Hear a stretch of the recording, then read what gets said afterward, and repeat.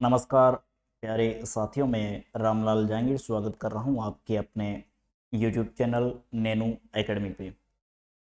साथियों, अपन चर्चा कर रहे थे BST से संबंधित। पहला वीडियो मैंने BSTC का सिलेबस क्या है उससे संबंधित अपलोड किया था और समझा था कि सिलेबस में से कौन कौन से भाग में से कितने कितने प्रश्न हैं जो कि पूछे जाएंगे, और इसके साथ में पूरी रणनीति के बारे में अपन ने चर्चा की थी। BSTC करने के फायदे क्या है, BSTC क्या है, वो आप लोगों ने वीडियो नहीं देखा तो उन्हें देख लीजिएगा। आज अपन चर्चा करेंगे और प्रारंभ भी करेंगे अपना BSTC के जो सिलेबस के 4 भाग है उनमें से एक महत्वपूर्ण भाग है शिक्षण अभिरुचि और अभियोगिता वाला भाग। शिक्षण अभिरुचि और अभियोगिता वाला भाग, इसमें किस प्रकार से आप लोगों को तैयारी करनी है, मार्किंग कैसे होगी, वो भी मैंने पिछले वीडियो में बताया था। फिर भी मैं आप लोगों को बेसिक जानकारी के लिए बता दूं कि इसमें मार्किंग है वो अपने आप लोगों ने पहले एग्ज़ाम दिए होंगे तो उसमें अलग प्रकार से मार्किंग होती थी, लेकिन इस बार और पिछली बार भी मार्किंग हुई थी। वो केवल आप लोगों ने सही उत्तर दिया तो 3 अंक मिलेगा और गलत दिया तो 0 अंक मिलेगा। जैसे कि आपके रीजनिंग में मार्किंग होती है वैसी की वैसी मार्किंग है वो आपके शिक्षण अभिरुचि और अभियोगिता में भी होगी। बाकी जो भाग है उनमें जितनी जिस हिसाब से मार्किंग होती है वैसे की वैसी मार्किंग आपके शिक्षण अभिरुचि एवं अभियोगिता में होगी। PTT में मार्किंग अलग तरीके से होती है और शिक्षण अभियोगिता और अभिरुचि वाले भाग में वर्तमान समय के अनुसार, अब देखिए अभी तक नोटिफिकेशन जारी नहीं हुआ है तो उसमें हो सकता है चेंज हो जाए, लेकिन पिछली बार जिस हिसाब से मार्किंग थी उस आधार पर मैं बता रहा हूँ कि आप लोगों की 3, 2, 1 और 0 वाली व्यवस्था है वो नहीं रहने वाली है। इसलिए आप है वो तैयारी करें तो बढ़िया तरीके से, इन्हें भी बढ़िया 6-7 टॉपिक अपने हैं तो 6-7 टॉपिक को आप अच्छी मेहनत करें 6-7 टॉपिक पे, और इन्हें भी बाकी सब्जेक्ट की तरह शिक्षण अभिरुचि और अभियोगिता वाले भाग पर भी थोड़ा ध्यान दें। आज अपन शिक्षण है क्या, अभिरुचि किसे कहते हैं, अभियोगिता किसे कहते हैं, और इसके साथ में एक शब्द आपने पढ़ा होगा अभिवृत्ति, अभिवृत्ति किसे कहते हैं, उनके बारे में बेसिक जानकारी, सामान्य जानकारी प्राप्त करेंगे। ये है क्या, आपके सिलेबस में इस भाग को क्यों रखा गया है, इनके बारे में सामान्य जानकारी अपन इस वीडियो के माध्यम से प्राप्त करेंगे।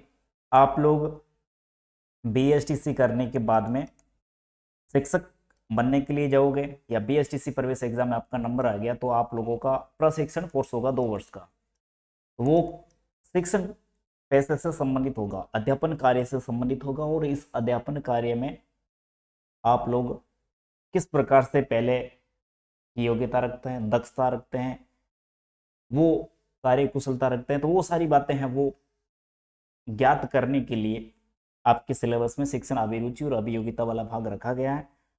और आपको भी अच्छे तरीके से एक आदर्श अध्यापक के रूप में बढ़िया सकारात्मकता के साथ में इन प्रश्नों के हल भी आपको करने हैं। तो अपन शुरुआत करते हैं शिक्षण अभिरुचि और अभियोगिता वाला भाग। इसमें प्रथम अपन परिभाषा के रूप में लेंगे शिक्षण का अर्थ, शिक्षण है क्या, इनके अर्थ के बारे में अपन समझेंगे। तो इसमें देखिए शिक्षण एक ऐसी सामाजिक प्रक्रिया है। शिक्षण क्या है, एक सामाजिक प्रक्रिया है।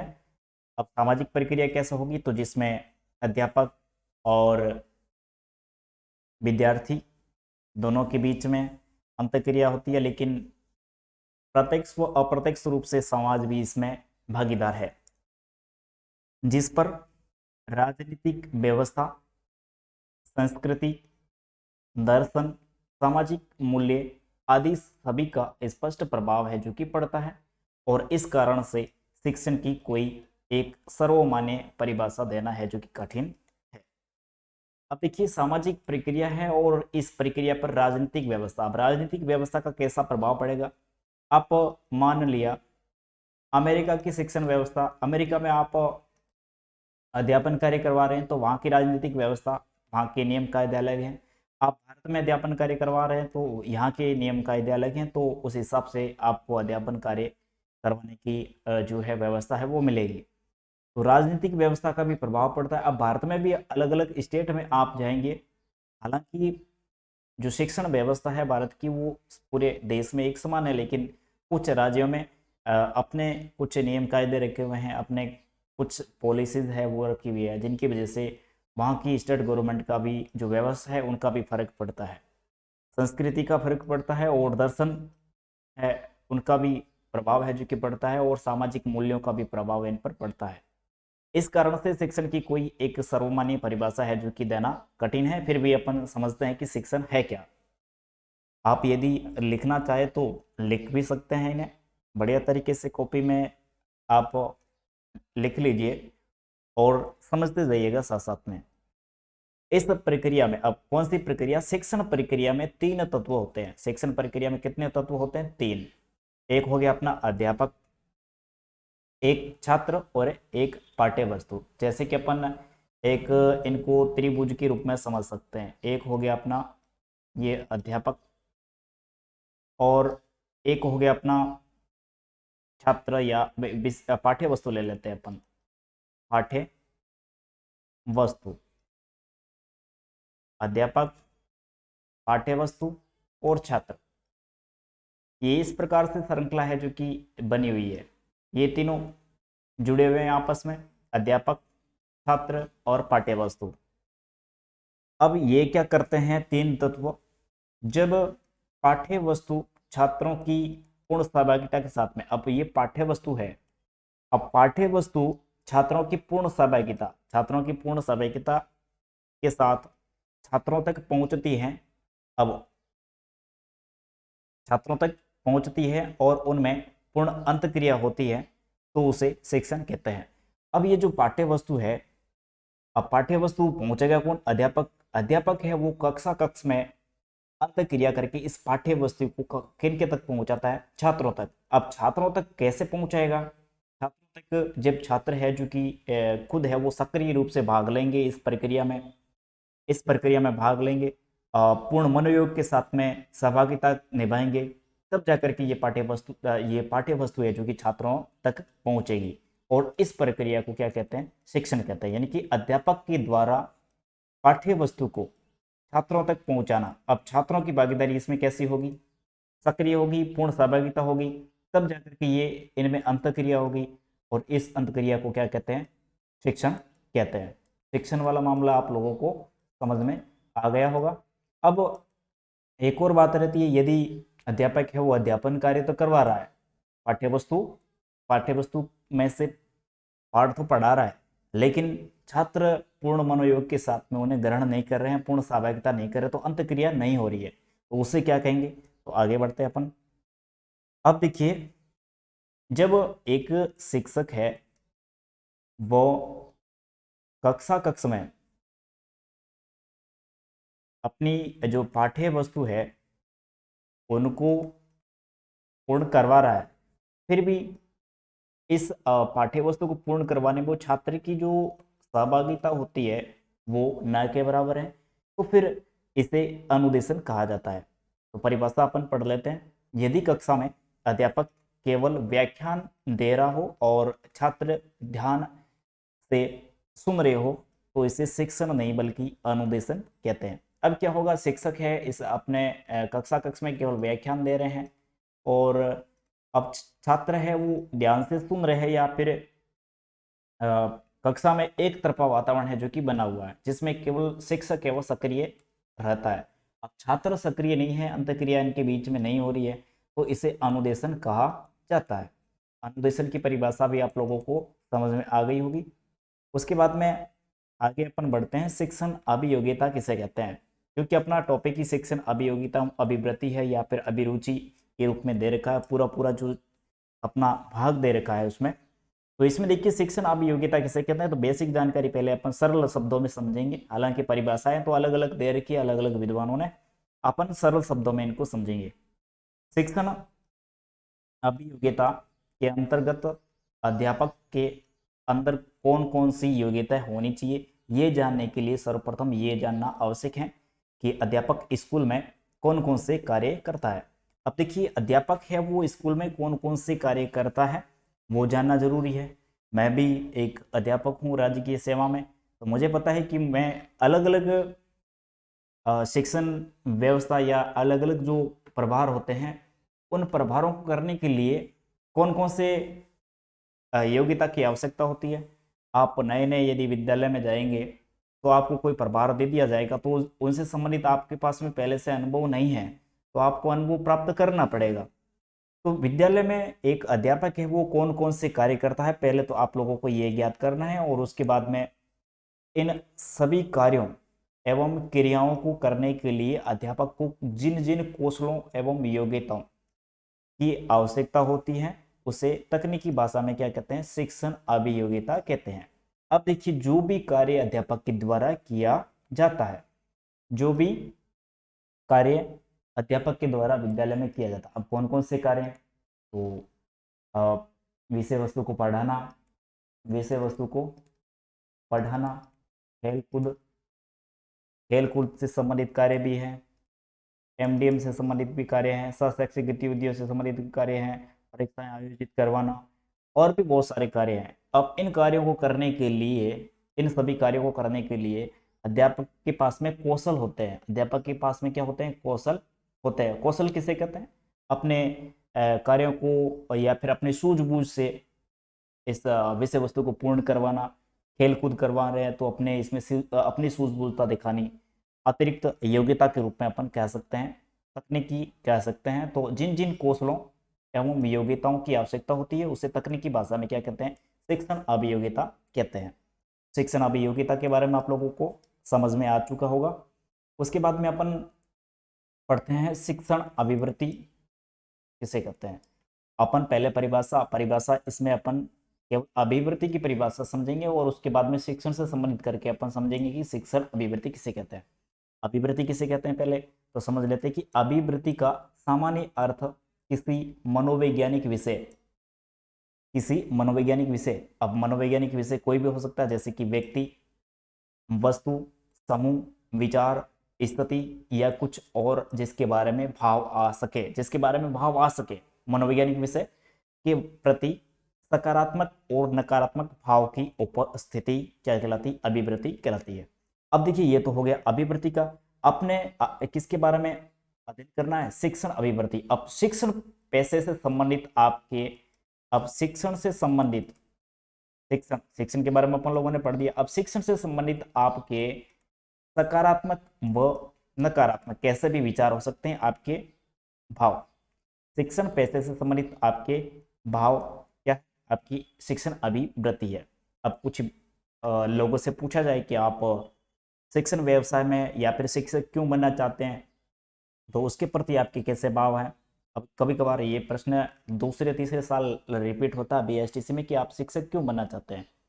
ऑप्शन दे दिया कि इसमें सैलरी ज़्यादा है, इसमें सैलरी ज़्यादा है, और उसके बाद में अगला ऑप्शन दे दिया कि दूसरी नौकरी नहीं लगी, दूसरी नौकरी नहीं लगी जिनकी वजह से। तीसरा ऑप्शन दे दिया समाज सेवा से, समाज सेवा या देश के भविष्य के निर्माण में योगदान, देश के भविष्य के निर्माण में योगदान।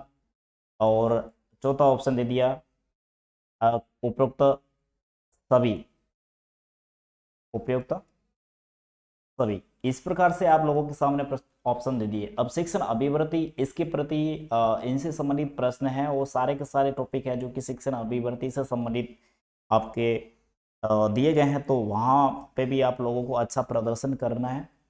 आपकी अभिवृत्ति है वो सकारात्मक होनी चाहिए।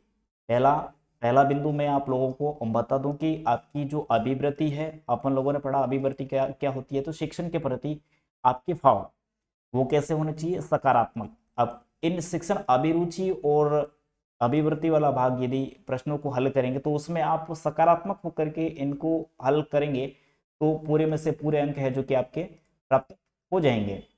अब सकारात्मकता के साथ में यदि आप नकारात्मक भाव से यदि इन प्रश्नों को हल करेंगे तो फिर आपका मामला है वो इसमें गड़बड़ हो जाएगा, क्योंकि इसमें नंबर है वो कट जाएंगे। तो यहाँ पे प्रश्न पूछा था कि आप शिक्षक क्यों बनना चाह रहे हैं, तो फिर यही शिक्षण अभिवृत्ति से संबंधित प्रश्न पूछा गया है। ऑप्शन दे दिए, सैलरी ज़्यादा है जिनकी वजह से 50-60 हज़ार महीने की मिलते हैं, क्या 5 घंटे विद्यालय गए और फिर वापस आ गए, ऐसे विचार है यदि आपके दिमाग में है। और दूसरा है कि दूसरी नौकरी नहीं मिली, फिर आप बनना तो चाह रहे थे आईएएस, बन नहीं पाए तो शिक्षक की नौकरी प्राप्त कर ली, ये दूसरा ऑप्शन है। और उसके बाद में समाज सेवा या देश के भविष्य के निर्माण में अपना योगदान देने के लिए, और उसके बाद में उपरोक्त सभी। तो इसमें 3 नंबर ऑप्शन है जो कि आपका सही होगा बिल्कुल अच्छा तरीके से। शिक्षण एक सम्मानित पैसा है और मैं देश के भविष्य के निर्माण में शिक्षण व्यवसाय का चयन करके देश के भविष्य का निर्माण करने में अपनी आहुति देना चाहूँगा। ये सी जो 3 नंबर ऑप्शन है वो आपका सही होगा। ऐसा नहीं कि आप आपकी जो पहले से शिक्षण व्यवसाय के प्रति भाव बने हैं कि सैलरी ज़्यादा है, दूसरी नौकरी नहीं मिली, तो फिर ये आपके गलत होंगे। यह भी गलत, यह भी गलत, और उपरोक्त तो सभी वाला ऑप्शन भी गलत। इसलिए 3 नंबर ऑप्शन सही है। तो किसी भी व्यवसाय के प्रति, व्यक्ति के प्रति या फिर समूह के प्रति, स्थिति और आदि के प्रति जिनके प्रति भाव आ सके, उनके प्रति आपके सकारात्मक और नकारात्मक भाव की उपस्थिति क्या कहलाता है? अभिवृत्ति कहलाता है। अब शिक्षण के प्रति आपकी कैसे भाव है, वह आपकी शिक्षण अभिवृत्ति कहलाएगा। उसके बाद में अंतिम अपने रहेगा शिक्षण अभिरुचि। शिक्षण अभिरुचि क्या है? अभिवृत्ति तो अपने पढ़ लिया, अब अभिरुचि क्या होती है, अभिरुचि क्या होती है, पहले अभिरुचि के बारे में अपन समझेंगे। तो इसमें देखिए, अभिरुचि किसी क्षेत्र विशेष से संबंधित कौशल को सीखने की अथवा ज्ञानार्जन की जन्मजात या अर्जित क्षमता है।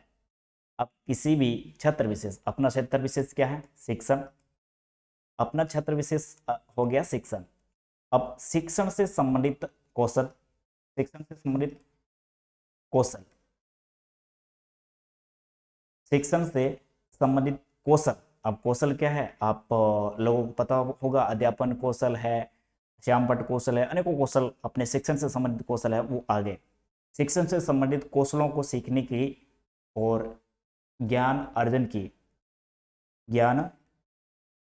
ज्ञानार्जन की जन्मजात या अर्जित क्षमता। अब इनको कैसे आप प्राप्त करेंगे?